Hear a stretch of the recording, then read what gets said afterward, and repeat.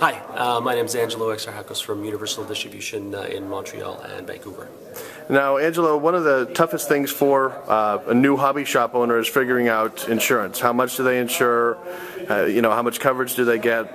You've had a lot of experience dealing with shops on this. What's your advice? The most important thing is that they have a detailed list of inventory, valued, and they have that on hand and keep a copy out of the store in a safe place. That's probably the most important thing. If they can follow that up with occasional video camera, kind of scan the store, any big items, make sure you got them on film.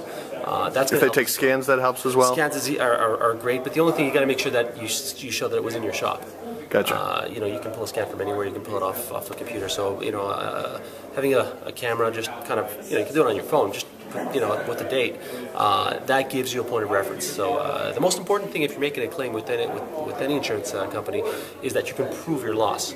That's the first hurdle you got to get past. You got to prove your loss. So think about that. You got to have a list. Of what you had in stock, and if you can, of course, back that up with any kind of, video camera, tape, or some sort of footage, it's going to help your cause quite a bit. The other thing that people don't think about, it's really important that you have the appropriate amount of insurance, appropriate amount of coverage. So you need to value your stock at your cost, or your selling price, whatever, to just be clear what it is, and make sure that your coverage is above that. Most people don't realize that there is a coinsurance clause in almost every policy that states if you're underinsured, you're going to pay a pretty stiff penalty. So a lot of guys, they say, well, I'm insured for $100,000, I lost $120, so I'm fine. It doesn't work that way.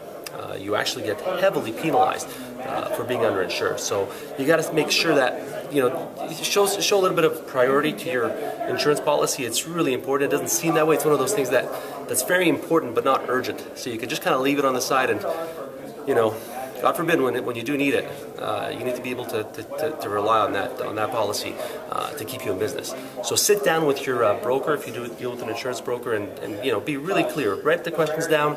Don't leave any stone unturned. You got to make sure you understand your policy really well and be organized. You got to make sure you keep a real good record of what's in your shop, whether it be equipment or inventory, and make sure you got values there. Now, you've dealt with a lot of different customers through the years, a lot of different hobby shops that have unfortunately seen some tragedies like theft, fire, flood. Talk to me a little bit about what you've seen and how those shops have dealt with it. It's, typically the guys who are more organized, they have an easier time. I've never seen an insurance claim be a simple matter. It's not. It's easy to pay them, and they expect to be paid on time. But when the time comes for them to pay you, it's never easy. And that's just how it is. That's life. It's like that in any business, any industry. So for us, especially now, because we're dealing in items where there's a lot of open product where it's difficult to evaluate. You got to be really, really organized. You cannot go into the process of a claim and let there be any uncertainty about what you've lost and how much the stuff is worth. So you need to be very, very, very organized with what was in your store, and relate that to your coverage, and make sure that it is appropriate.